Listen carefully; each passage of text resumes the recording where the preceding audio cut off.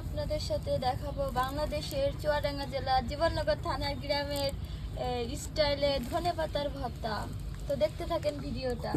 তো এই তো ধনেপাতাগুলো আগে সুন্দর করে পরিষ্কার করে কুচি কুচি করে কেটে নেওয়া হচ্ছে। আমাদের ধনেপাতা কাটা শেষ, এখন ভর্তা বানাবো। তো চলেন। ধনেপাতা ভর্তাতে শুকনা মরিচ, কাঁচা মরিচ আর রসুন দেওয়া হবে। আমার একটা হোল্ডিং ফোন খুব কেনার শখ।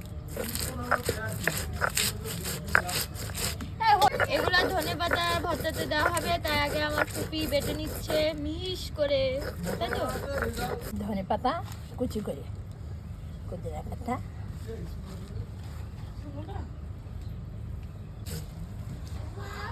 কি রে করে এটি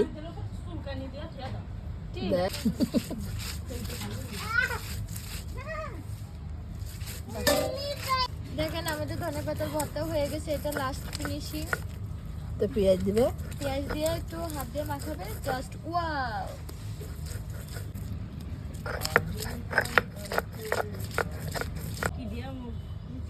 সময় দে না